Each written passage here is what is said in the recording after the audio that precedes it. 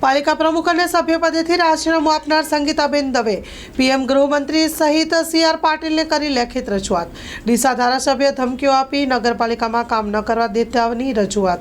ડીસા ધારાસભ્ય વિરુદ્ધ પ્રમુખ સંગીતાબેને કેન્દ્ર લેવલે કરી રજૂઆત। Story report by Jora Solanki, Banaskantha. આજે મારું રાજીનામું મારા સમાજના આગેવાનો સાથે રાખીને ડીસાના નગરપાલિકાના પ્રમુખ તરીકેનું અને વોર્ડ નંબર 3 ડીસાના વોર્ડ નંબર 3 સદસ્ય તરીકેનું પણ હું આજે રાજીનામું क्या कारण से राजीनामा आप्યું?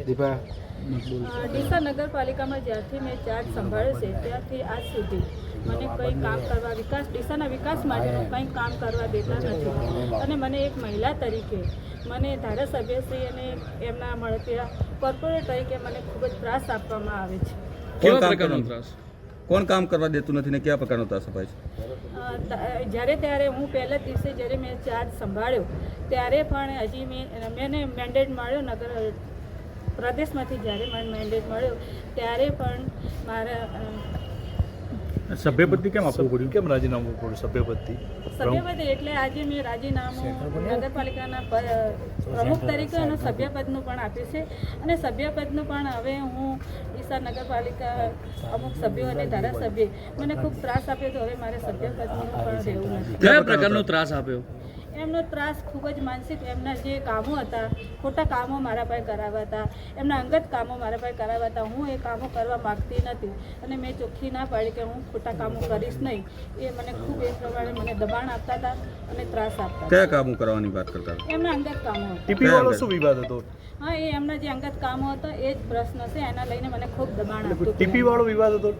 હા, એમને ટીપીનો એ બધો અને અમુક આપણા સદસ્ય છે એમના ખૂબ દબાણો છે।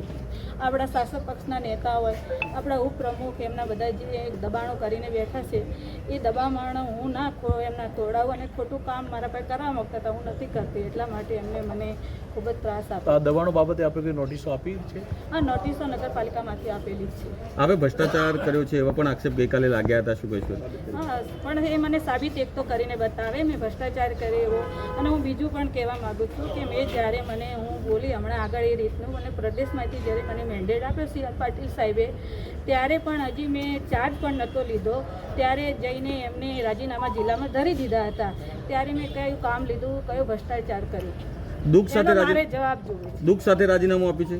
ના, દુઃખ સાથેની મેં સ્વેચ્છાએ રાજીનામું આપ્યું છે। દુઃખ લાગી રહ્યું છે આપ કહી રહ્યા છો જે રીતે ના, વાત? દુઃખ નથી લાગી દીધું, દુઃખ કશું મને નથી લાગી રહ્યું। મેં સ્વેચ્છાએ રાજીનામું આજે આપી છે અને મારે ફરીથી પણ એને ધારાસભ્યને એના ઉપર મારે આરોપ જ છે કે એમને મને ખૂબ જ માનસિક ત્રાસ આપ્યો છે। કોઈ રજૂઆત કરશો પક્ષમાં ધારાસભ્ય વિરુદ્ધ? ધારાસભ્ય હા, હું કરીશ ને। ક્યાં હું પ્રકારની? સ્ટેટ ઉપર સુધી પક્ષમાં રજૂઆત કરી કે એમને જે મને કામો માટે અને જે દબામણો કરે છે એમને હું રજૂઆતો કરીશ।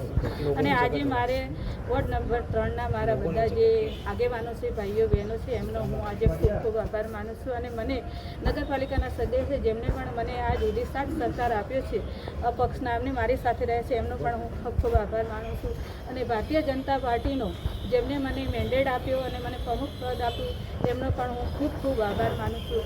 અને હજી હું પણ કાર્યકર્તા તરીકે હું ભારતીય જનતા પાર્ટીમાં કામ કરીશ અને હું કરતી રહીશ। એટલે આ પ્રાથમિક સદસ્યથી રાજીનામું નથી આપતા ભાજપમાં?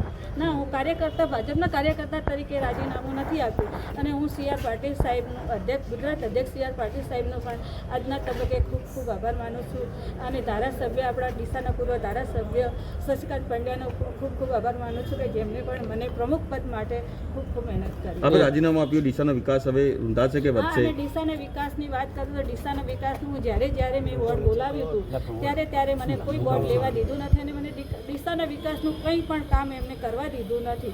જ્યારે હું ડીસાના વિકાસનું કામ કરતી હતી તેમને ખોટી રજૂઆતો કરીને વિકાસનું કામ અટકાવી દીધું હતું અને હું ડીસાની જનતાનો આભાર માનું છું અને એમને કહેવા માગું છું કે મારા લીધે ડીસાનો વિકાસ રૂંધાતો હતો અને ડીસાનું કોઈ કામ થતું નહોતું, એટલે હું આજે રાજીનામું પ્રમુખ પરથી આપું છું।